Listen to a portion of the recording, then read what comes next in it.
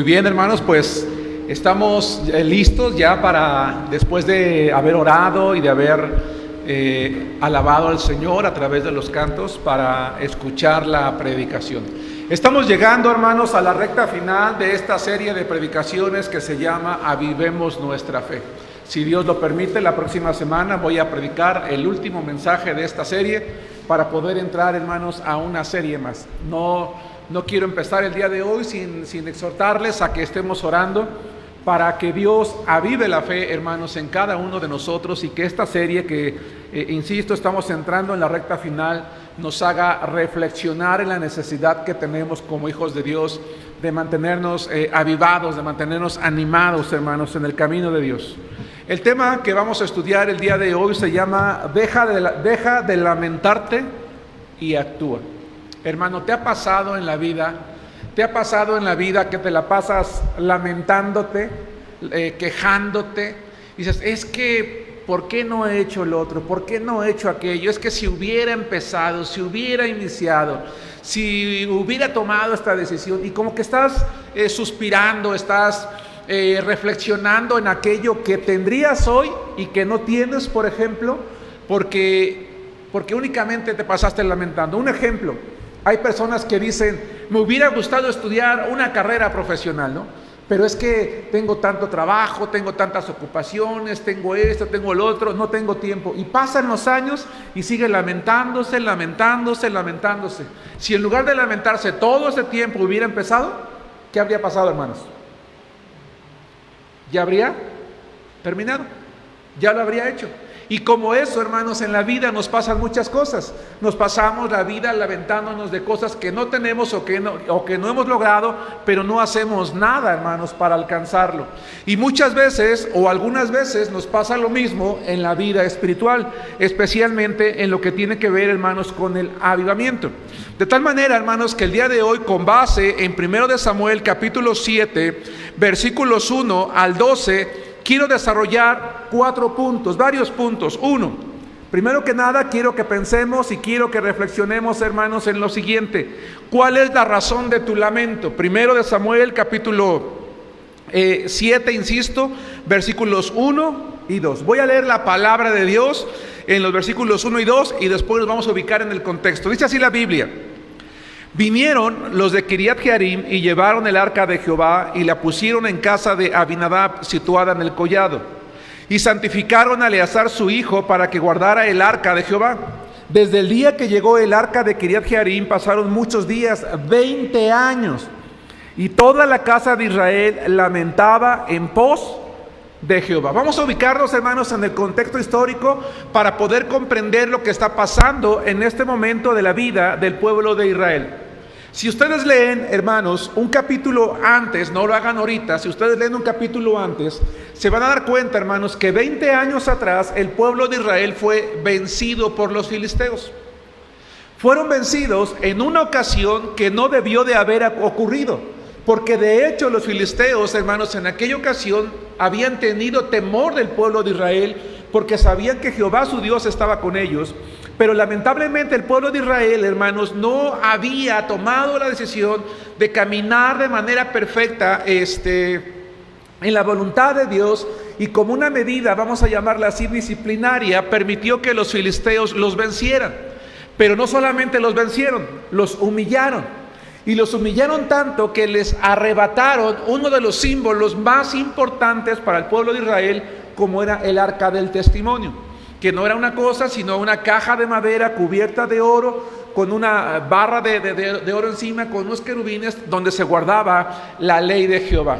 En su momento el maná y la vara de Aarón que reverdeció, pero era símbolo de la presencia misma de Dios. Bueno, ese mueble tan valioso, o esa arca tan valiosa, les es quitada, es llevada por los filisteos y es metida, es introducida al templo de uno de sus dioses. Pero se dan cuenta que el Dios de esa arca era un Dios santo, un Dios fuerte, un Dios poderoso, y empieza a castigar a los filisteos, y los filisteos toman la decisión, hermanos, de regresarle el arca a los israelitas. No sé si ustedes recuerdan esa historia. Pero cuando les regresan el arca, hermanos, a los israelitas, en lugar de que los israelitas En lugar de que los israelitas, hermanos, llevaran el arca de Jehová al lugar adecuado, que es donde pertenecía, hermanos, la llevaron a Kiriat Jearim, es decir, un lugar que no le pertenecía, hermanos, en el cual no estaba allí. Y dice la Biblia, hermanos, que el pueblo lamentaba en pos de Jehová, es decir, suspiraba. Y nos acordamos cuando el arca estaba en medio de nosotros. Y recordamos cuando el arca la teníamos e íbamos a la guerra, y con el simple hecho de tenerla adelante, los pueblos tenían temor y los vencíamos. Si Jehová estuviera con nosotros. Si el arca volviera asilo. Si la presencia de Dios estuviera de nuevo con nosotros. Y podemos pensar que en realidad lamentarse en sí mismo no tenía nada de malo, al contrario, era bueno. Era bueno que ellos se dieran cuenta, hermanos, que estaban en una falta, es decir, no habían llevado el arca de Jehová a la casa de Jehová, al lugar donde tenía que encontrarse, y en ese momento pertenecía a un lugar llamado Silo. ¿Por qué digo que en sí mismo no es malo lamentarse? Porque cuando uno se percata que no ha hecho algo y se lamenta, significa que está consciente de que hay algo o varias cosas que no ha hecho. Para que nosotros podamos avivarnos en nuestra fe, lo primero que tenemos que hacer es lamentarnos de aquello que no hemos hecho. No he leído lo suficiente, no he orado lo suficiente, quizás no me he entregado lo suficiente, no he obedecido lo suficiente, ya estaría yo en otra situación a lo mejor espiritual si hubiera adelantado. En cierta forma es bueno. Hay quien dice que uno de los primeros pasos para un avivamiento, hermanos, es lamentarse. Pero ese lamento, hermanos, que proviene de un corazón arrepentido, que tiene el deseo de cambiar, que tiene el deseo de ir delante de Dios, confesar que se ha equivocado, confesar que ha pecado, ¿verdad? Y reconocer que no ha ido detrás de Dios tal como debía. Pero entonces, ¿dónde está el problema? El problema está, como dije hace rato, es que muchas veces solamente nos lamentamos y no hacemos nada. Hermano, hermana, ¿cuánto tiempo tienes tú en la iglesia? ¿Hace cuánto tiempo que tú y yo, como dice la palabra de Dios, debiéramos de ser ya maestros?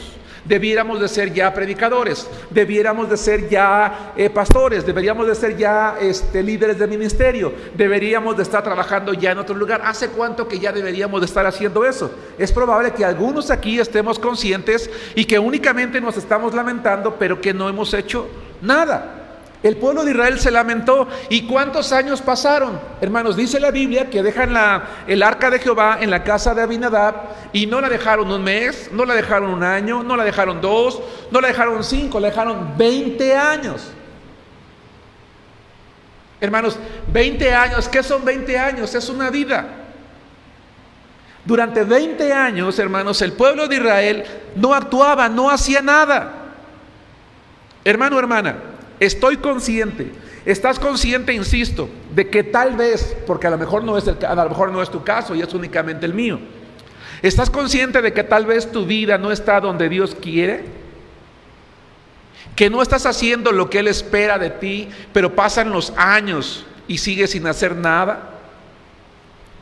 Te das cuenta que la vida se te está acabando y con ello las oportunidades de ser bendecido por Dios. ¿Qué esperas para hacerlo? ¿Que ya estés viejo? ¿Cuando ya no tengas fuerzas? ¿Cuando tu capacidad cognitiva, tu capacidad física ya esté limitada?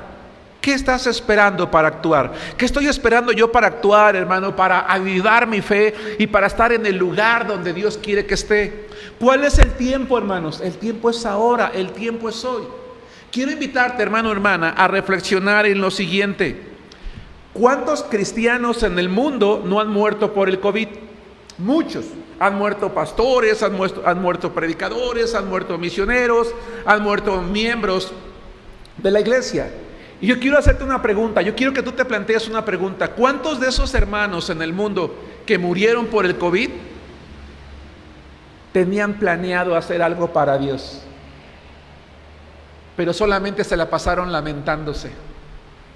Llegó la enfermedad y les quitó la vida.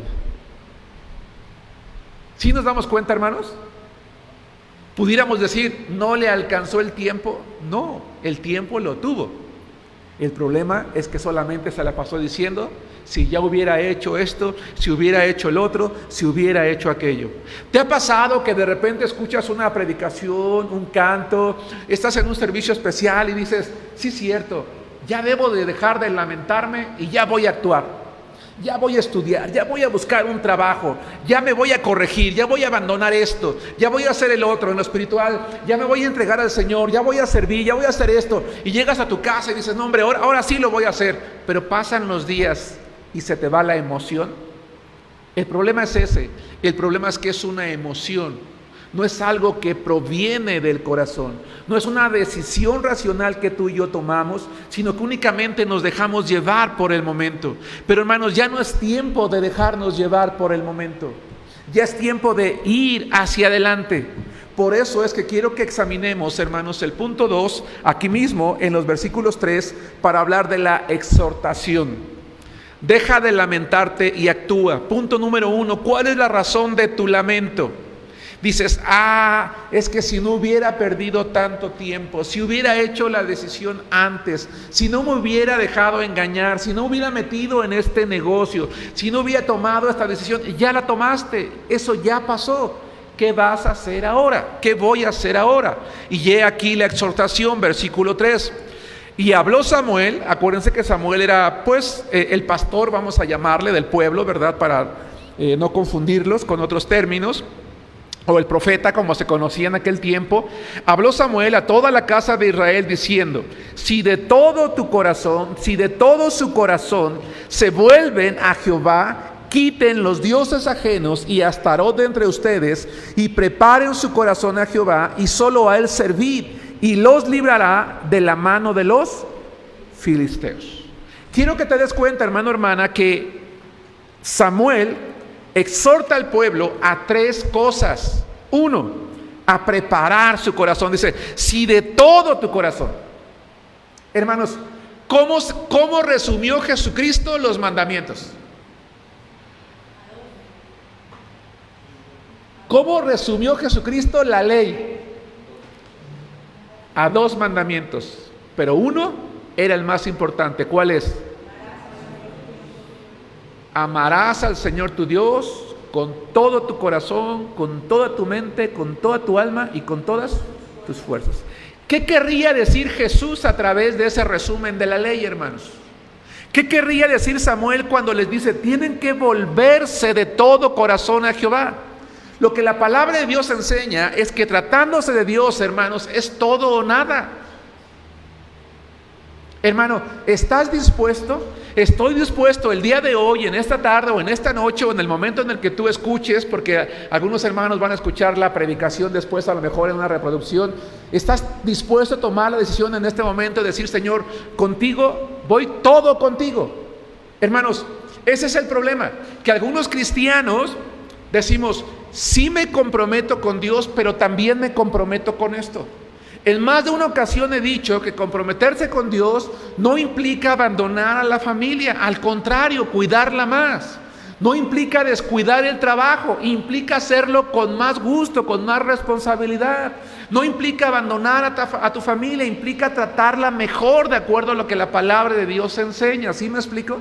Porque a veces decimos, no, es que el hermano nos exige demasiado. Yo creo que Dios exige demasiado y por eso no tengo tiempo para darle todo al Señor. No, darle todo al Señor es desear en mi corazón que todo lo que yo hago, todo lo que digo, todo lo que veo, todo lo que escucho, a todo lugar donde mis pies me encaminan, todo lo que hago con mis manos, lo hago para agradar al Señor.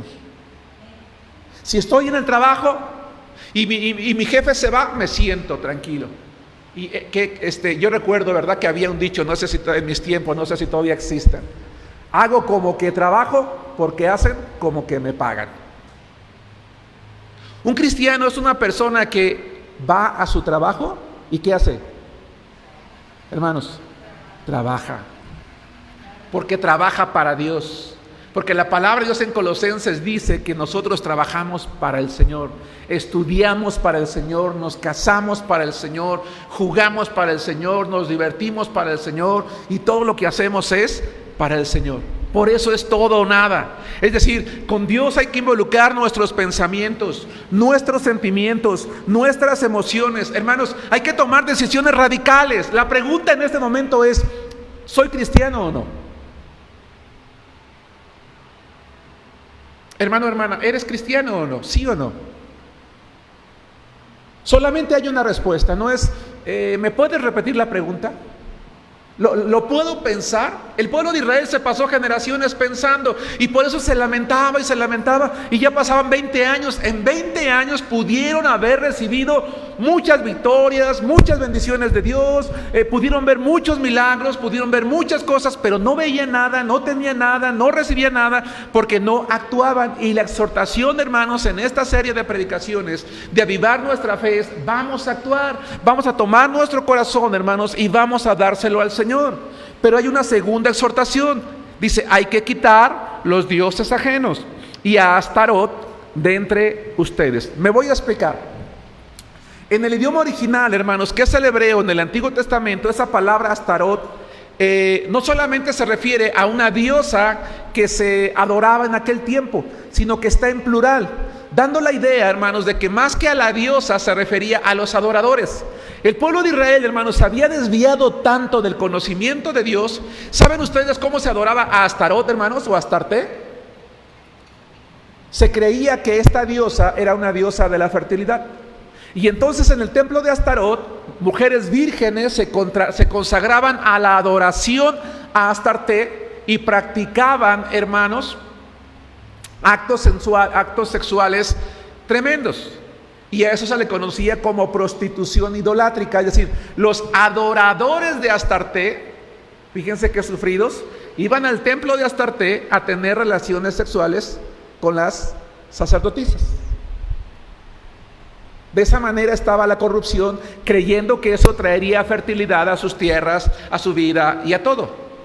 Lamentablemente, es muy probable que algunas mujeres de Israel, al ver a sus hombres ir al templo de Astarte a adorarlo, ellas mismas fueron a ofrecerse como sacerdotisas, para prostituirse así, aparentemente en adoración a este Dios. Independientemente de que también había otros dioses, hermanos, a quienes adoraban. La pregunta hoy, hermano, hermana, es: ¿Dios ocupa el primer lugar en nuestra vida? ¿O también tendremos que deshacernos de ídolos? ¿Por qué algunos jovencitos, hermanos, no quieren consagrarse a Dios? ¿Por qué no quieren consagrar su adolescencia a Dios? Bueno, pues porque quieren probar, quieren tener sexo con todas sus novias, quieren tener sexo con todos sus novios, quieren ir a la fiesta, quieren drogarse, quieren fumar, quieren beber, quieren divertirse. Dicen, oye, pues yo no me voy a, solamente se vive una vez, ¿no? ¿Por qué algunos varones en la iglesia, algunas hermanas no nos terminamos de consagrar? Pues porque queremos disfrutar la vida. Hermano, hermana, ¿no crees que es tiempo, si es tu caso o el mío, de sacar de nuestra vida los ídolos? Porque ¿qué es un ídolo?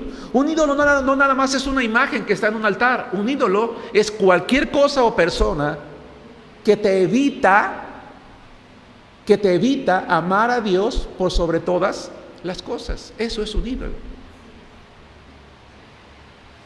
Entonces, hermanos, ¿será que es momento de quitar de mi vida, de la tuya, de tu casa, de la mía, aquello que nos estorba para amar al Señor con todo el corazón?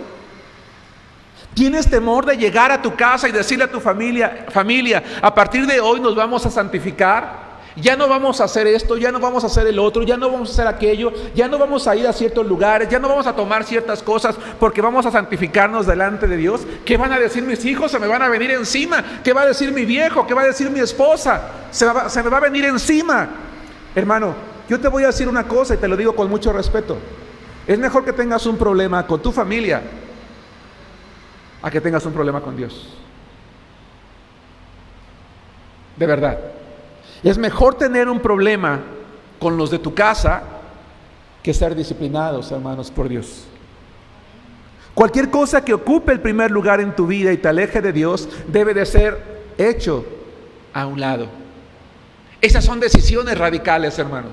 Por eso la pregunta es, ¿soy cristiano o no lo soy? ¿Eres cristiano, hermano, o no lo eres? Es tiempo de actuar, es tiempo de empujar, es tiempo de jalar a otros, es tiempo de actuar. Por eso cuando tú te encuentres con un hermano en la calle, no nada más lo saludes, no nada más le preguntes cómo está, sino dile, hermano, ¿cómo está tu vida espiritual? Chateas con algún hermano que no viene al templo, hermano, vente al templo. Te ves en la calle con algún hermano, te visita en tu casa, te visita en la suya, pero no viene al templo, hermano, ¿de qué platican? ¿De qué hablan? La plática, ¿en qué crees que se debería de centrar? ¿Por qué no estás en el templo? ¿Por qué no estás sirviendo? ¿Sí nos damos cuenta? No debería de haber otra cosa.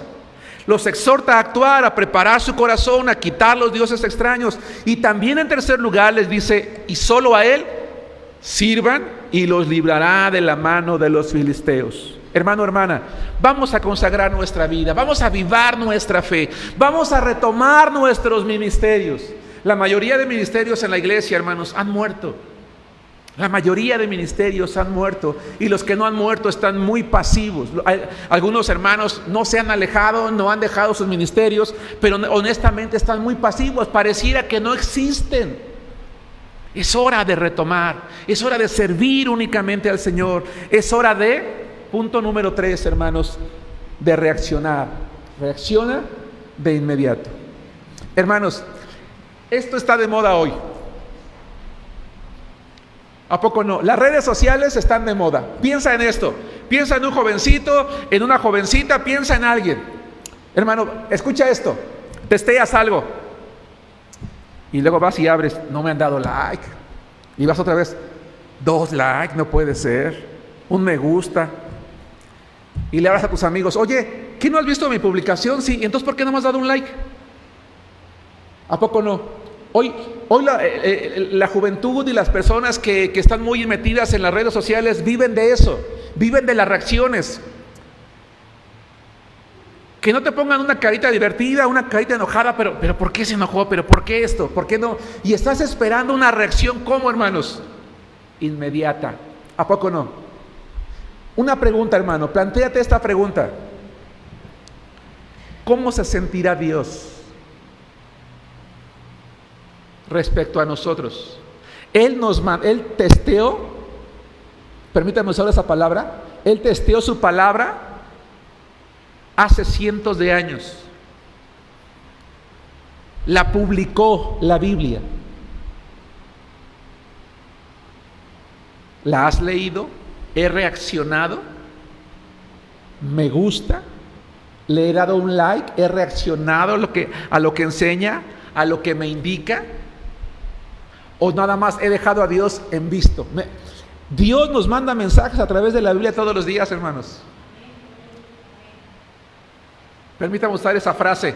Él publica en su muro, ¿verdad? A través de las predicaciones y a través de los mensajes y a través de los cantos y a través de tantas cosas. Pero a lo mejor nosotros no reaccionamos.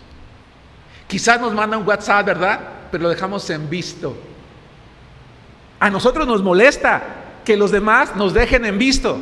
Ay, ya lo vio, mira, y ni siquiera es para decirme no. Le estoy preguntando algo, le estoy diciendo algo y ni siquiera es para decirme si sí o no. Oye, ¿por qué no me contestaste? ¿Por qué no me dejaste en visto? Y para supuestamente no dejar en visto, WhatsApp tiene una función para que no vean que ya lo viste, se queda en gris. ¿Pero qué crees? Sí se puede ver. Le das clic, le das opciones y te ve que ya lo vio. O sea, se puede hacer. Hermano, ¿te molesta que alguien te deje en visto? ¿Qué sentirá Dios de que nosotros lo dejamos en visto? ¿De qué no reaccionamos? ¿No crees que es tiempo de darle ese corazoncito de me gusta, Señor? ¿Lo voy a hacer? ¿Cómo exhortó Samuel al pueblo? Versículos 4 al 6. Dice así, hermanos, la palabra de Dios. El título de la predicación de esta tarde se llama Deja de lamentarte y actúa. Hermanos, la vida se va muy rápido. Muy rápido. Si pensabas estudiar y llevas 10 años lamentándote, pues inscríbete ya, aunque en línea, hermano. Si pensabas hacer ejercicio, si pensabas hacer un viaje, si pensabas hacer algo, si pensabas casarte, si pensabas comprar una casa, si pensabas hacer algo y te estás lamentando, hermano, hazlo ya. Hazlo ya. La vida se está yendo. Que no te agarre, hermano, hermana, como esos cristianos que hoy ya no están, que se murieron. Yo te puedo garantizar, hermanos, que muchos de los que se murieron dijeron, ay, cómo me hubiera gustado servir al Señor, y si quisiera hacer esto y el otro, el tiempo se les acabó. Dice 1 Samuel capítulo 7, versículos 4 al 6. Entonces los hijos de Israel quitaron a los Baales y a Astarot. Pregunta, hermanos, ¿reaccionaron? Sí, sí reaccionaron. Comprendieron que no podían seguir igual y sirvieron solo a Jehová. Tomaron la decisión correcta. Y Samuel dijo, reúnan a todo Israel en Mizpa y yo oraré. Samuel se involucró. Samuel los motivó, pero él también se involucró, porque el avivamiento nos incluye a todos. Pero además, hermanos, Samuel como líder del pueblo sabía que su oración era muy importante. Hermanos, tenemos aquí un ministerio de oración en la iglesia y hay varios hermanos en línea y algunos hermanos que están aquí. Estamos cumpliendo con nuestro ministerio. Hermanos, si tú eres un hombre o una mujer en esta iglesia que ya tiene años en la iglesia, tu labor es la oración, para que las decisiones que toma la iglesia sean vistas por Dios y sean de su agrado. Dice, yo oraré por ustedes a Jehová. Y se reunieron en Mizpa y sacaron agua. Simbólicamente hicieron lo siguiente, y la derramaron delante de Jehová. Hermanos, ¿sabes qué significa derramar agua delante de Jehová? ¿No? ¿No, hermanos? Bueno, derramar agua delante de Jehová era símbolo de tristeza, símbolo de dolor, símbolo de todas esas lágrimas que se había derramado, de sufrimiento. Derramarla significa, he derramado mi alma, he sufrido, Señor, he batallado, he llorado, y hoy vengo delante de ti y lo hago para ti. Pero también, hermanos, en su reacción inmediata, ayunaron aquel día, porque el ayuno en la Biblia es señal de tristeza, es señal de congoja, pero también es señal de una búsqueda centrada solo en Dios. Cuando en la Biblia, hermanos, alguien tenía un problema, ayunaba. Cuando estaba en una prueba, ayunaba. Cuando iba a tomar una decisión, ayunaba. Cuando iba a emprender un proyecto, ayunaba. Cuando estaba en peligro, ayunaba. Cuando había pecado, ayunaba para que Dios lo perdonara. Cuando se había alejado, ayunaba para que Dios lo recibiera de vuelta. El pueblo estaba acostumbrado a ayunar, a decirle al Señor, Señor, hago a un lado la necesidad más básica de mi cuerpo, que es la comida, para alimentarme de ti, para consagrarme a ti, Señor. Me arrepiento de lo que he hecho, me quiero centrar en ti. Nosotros acabamos de celebrar un ayuno de 40 días, hermanos, y eso es lo que le dijimos a Dios, y yo te animo a que le sigas diciendo eso a Dios. Y dijeron allí, contra Jehová hemos pecado. Es cierto, porque la palabra de Dios dice, hermanos, que cuando nosotros pecamos, primero que nada ofendemos a Dios y nos arrepentimos. Y entonces Samuel, en virtud de que Samuel vio su decisión, que derramaron sus lágrimas, que ayunaron, que hicieron compromiso con Dios, dice, juzgó Samuel a los hijos de Israel en Mizpa. Y juzgar es una idea que quizás nos puede venir, es una palabra que nos puede traer una idea equivocada. No, juzgar, hermanos, en el contexto en el que está escrita esta palabra, significa dirigir a alguien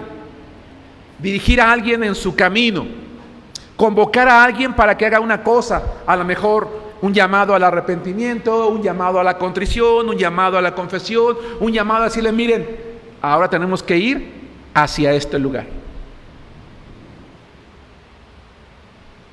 Hermanos, la palabra de Dios se predica por lo menos 2 veces en esta iglesia cada semana. Al año, si tú eres fiel, escuchas 52 sermones dominicales y 52 sermones los miércoles, 104. En épocas normales, otros 52 temas de clase dominical, es decir, 156 temas. Pero vámonos al último año. En el último año, hermanos, si hemos sido fieles tú y yo, hemos escuchado 104 predicaciones. ¿No te parecen muchas? Y algunos de ustedes, algunos de nosotros, además de las 104 predicaciones que hemos escuchado en nuestra iglesia, Algunos se han conectado a escuchar la predicación de X número de pastores. Está bien, yo no tengo nada en contra de eso, excepto que sea buena doctrina, tú puedes escuchar. Pero vamos a pensar que en el último año, como te gusta alimentarte y escuchas predicaciones, has escuchado otras 30. Vamos a cerrar en 140. Pero la pregunta es, ¿de qué te sirve escuchar 140 sermones si no reaccionas? ¿De qué me sirve pasarme el día escuchando YouTube cantos cristianos y predicaciones cristianas si no reacciono? La Biblia dice que el que sabe hacer lo bueno y no lo hace, le es pecado. No te quiero espantar, hermano, pero entre más conocimiento tienes de Dios y menos reaccionas, más pecado acumulas delante de Dios. Más pecado acumulo delante de Dios. ¿Por qué? Porque yo no ignoraba. Yo no voy a llegar delante de Dios y decirle, Señor, yo ignoraba. Oye, pero si te llenaste de palabra, escuchabas a todos los pastores, se conocías todas sus predicaciones, las compartías y las escuchabas. Al año te escuchabas 300, 400 predicaciones de todo tipo de temas. Seguías a todos los que te llegaban y te la pasabas escuchando, pero no reaccionaste. Nunca se avivó tu fe. Siempre me dejaste en visto, porque cada predicación que oías era un mensaje mío, era un WhatsApp mío, era un testeo mío, era una publicación mía. ¿Sí me explico, hermanos? Avivemos nuestra fe y vamos a reaccionar. Y si reaccionamos, hermanos, punto número 4, no te descuides. Los hermanos que están en la transmisión les van a pasar la siguiente imagen, lo que estamos aquí, espero se alcance a ver. ¿Se distingue bien la imagen, hermanos? ¿Qué alcanzan a ver ustedes allí? Una persona metida ¿en qué? En mucho trabajo, pero tiene algo en su mente, no sé si se alcanza a ver. A su familia orando. Hermano, si tú decides avivar tu fe, que yo oro para que lo hagas. Si tú decides avivar tu fe, que yo oro para que lo hagas y he orado para que lo hagamos todos, y reaccionas, en lugar de dejar a Dios en visto, decimos, sí, Señor, yo te voy a consagrar mi corazón, yo voy a ayunar delante de ti, yo te voy a servir solamente a ti. No te permitas envolverte de nuevo en las actividades cotidianas de la vida. Bueno, es que yo tengo una justificación, pastor. Yo tengo muchos hijos y tengo un esposo muy exigente. Por eso yo no puedo servir. Tengo mucha ropa que lavar, tengo mucha tarea que hacer, tengo mucho trabajo en la fábrica, tengo mucho trabajo en la oficina. Estás envuelto en tus actividades cotidianas, pero te has olvidado de la más importante. En cierta ocasión, 2 mujeres se le acercan a Jesús, 2 hermanas, a quienes él amaba por igual. El privilegio de tener a Jesús en casa, y una de ellas se pone a hacer el quehacer y la otra se sienta a los pies de Jesús, y la que está haciendo el quehacer, en lugar de disfrutar a Jesús, Señor, jálale las orejas a mi hermana porque nada más está aquí de floja escuchándote a ti.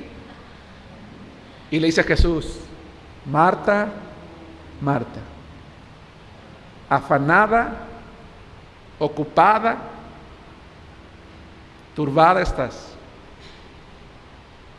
¿Sabes dónde tenías que estar tú, Marta? Aquí, escuchando como tu hermano. Así que, hermano, aviva tu fe. Cumple con tus responsabilidades, cumplamos con nuestras responsabilidades, pero encontremos la manera de no descuidar la espiritualidad, la vida espiritual de nuestra familia, de nuestra casa, de nuestra vida, de no descuidar lo más importante que es Dios. Hoy en día muchos hermanos ya están en la presencia del Señor. ¿Qué cuentas le van a dar? Señor, es que sí quería. Tú sabes cuánto me lamenté, pero pues es que me trajiste a tu presencia. Dios le va a decir, te di mucho tiempo. ¿Creen ustedes que las cosas que están en la Biblia, hermanos, no tienen una enseñanza? La tienen. Israel se lamentó 20 años hasta que Samuel les dice, a ver, es hora de actuar. No te descuides. Hermano, no te envuelvas de nuevo en tus actividades. Si avivas tu fe, ten por seguro que el enemigo va a atacar. Acompáñame otra vez, ya estamos en Samuel, versículos 7 y 8. Afortunadamente, hermanos amados, el pueblo de Israel reaccionó muy bien. Y bravo por ellos, un aplauso por ellos. Qué bueno, hermanos, gracias a Dios. Pero ¿qué creen? Los enemigos atacaron de nuevo. Hermano, el día que tú y yo decidamos avivar nuestra fe, no tenemos que descuidarnos. ¿Sabes por qué? Porque el enemigo va a atacar de nuevo. Dice primero de Samuel 7, 7 y 8. Cuando oyeron los filisteos que los hijos de Israel estaban reunidos en Mizpa, subieron los príncipes de los filisteos contra Israel. Hermanos, cuando hay un avivamiento podemos esperar la oposición del enemigo.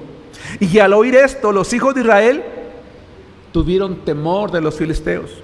Entonces dijeron los hijos de Israel a Samuel: no ceses de clamar por nosotros a Jehová nuestro Dios, para que nos guarde de la mano de los filisteos. Hermano, hermana, ¿tú sabes cuál era una de las cosas que Samuel mejor sabía hacer? ¿Sabes cuál era una de las mejores disciplinas que Samuel sabía hacer, hermano? Orar. Qué bonito es cuando alguien confía en ti. Hermano, ¿puedes orar por mí? Te lo pido a ti, porque yo sé que si le digo al pastor, él me le va a entrar por acá y le va a salir por acá. Él no va a orar, pero tú, yo sé que tú vas a orar. Siempre que te he pedido apoyo en oración, mira, Dios me ha bendecido, Dios me ha escuchado, Dios ha obrado en mi vida. Y Samuel se había ganado ese respeto del pueblo. Se había ganado esa fama porque el pueblo había visto, la congregación de Israel había visto que a lo que su líder durante 20 años, porque si tú lees la Biblia, durante esos 20 años que Israel se estuvo lamentando, Samuel estuvo tras ellos. No quiero que pienses, Samuel les dijo ahorita que era de actuar, pero ¿dónde estaba Samuel los 20 años? Correteando al pueblo, hermanos. Correteando al pueblo, enseñándole al pueblo. En esos 20 años él se ganó esa fama. Él es un hombre que cuando ora, Dios lo escucha. Me da gusto cuando hay hermanos que me escriben: pastor, ¿pueden orar por mí porque estoy en este problema? ¿Pueden orar por mí por esto? Y yo les digo: gracias por compartirlo, porque es un honor que alguien confíe en que puedo orar y tengo que hacerlo, debo de hacerlo. Es un honor que te comparto, porque cuando son cosas que se pueden compartir, las compartimos en el grupo cerrado de la iglesia y a su vez la hermana Clara, que es la responsable de oración, lo sube al grupo de oración, hermano. Es un privilegio y que tenemos que hacer y que tenemos que responder y tenemos que actuar. Dice, no, tuvieron temor, es natural. Hermano, si tú avivas tu fe y cuando el enemigo te ataque y cuando tengas problemas y cuando tengas tropiezos, no significa que no vas a temer. Hermanos, ya estoy maquinando en mi mente el último sermón de la próxima semana. Se va a llamar: no temas, nada hay imposible para Dios. Hoy escribí el título, ya tengo algo. Además tengo una semana para hacerlo. Hermano, qué hermoso es cuando puedes confiar en Dios en medio del temor. Y el pueblo de Israel confiaba en que Samuel, que mientras él orara, no importa cuántos filisteos vinieran, ellos podían vencer. La manera de calmar nuestros temores, hermanos, es entregarlos a Dios. No tardemos en ir a Dios en oración. No batallemos solos. Vamos a ver lo que dice el versículo 9 y 10. Y Samuel tomó un cordero de leche y lo sacrificó entero en holocausto a Jehová. Es decir, reaccionó: claro que sí, y no solamente voy a orar, voy a ofrecer un sacrificio a Dios para decirle: Señor, tú eres digno. Y clamó Samuel a Jehová por Israel, y Jehová lo escuchó, le oyó. Y aconteció que mientras Samuel sacrificaba el holocausto, los filisteos llegaron para pelear con los hijos de Israel, mas Jehová tronó aquel día con gran estruendo sobre los filisteos y los atemorizó, y fueron vencidos delante de Israel. Hermanos, ¿qué había pasado 20 años atrás? Los filisteos los habían vencido, los habían, usé una segunda palabra, humillado. Pero ahora que avivaron su fe, escucha esto, pero ahora que avivaron su fe, ahora que se comprometieron con Dios, ahora que lloraron, ahora que ayunaron, ahora que confiaron en Dios, el Señor los llevó de la derrota a la victoria. ¿Cuánto tiempo esperaron los enemigos para atacar? De inmediato. ¿Cuánto tiempo tardó Dios en reaccionar, hermanos? De inmediato también. Samuel apenas estaba ofreciendo el sacrificio. Los enemigos ya estaban atacando. Y Samuel está en lo suyo.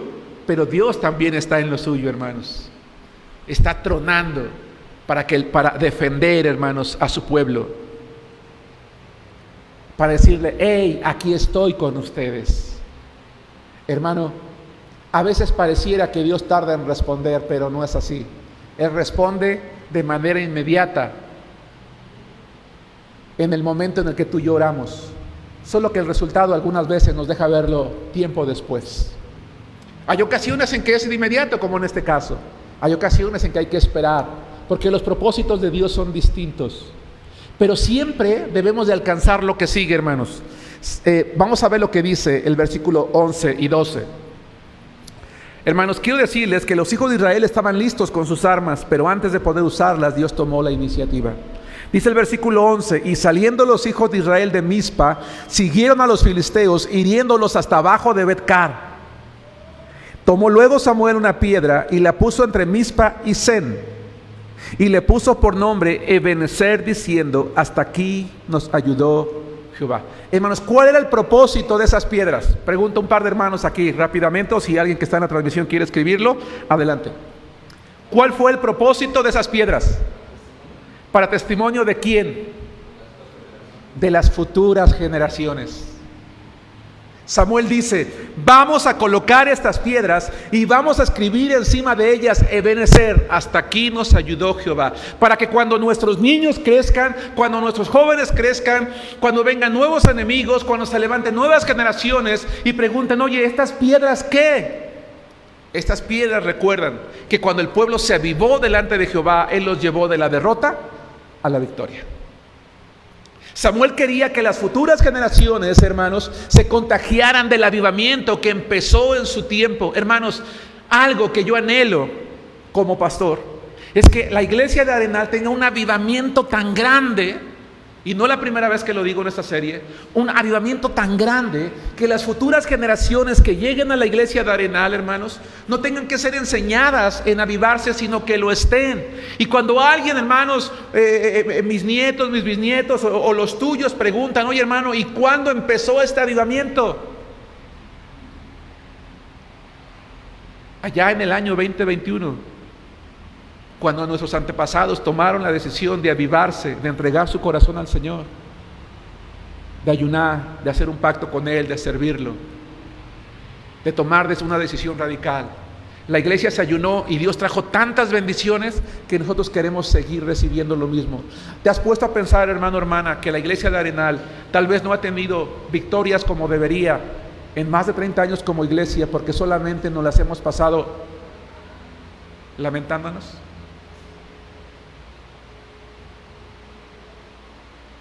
Es mi opinión, hermanos, que Arenal debiera de ser una iglesia mucho más grande. Mucho más grande.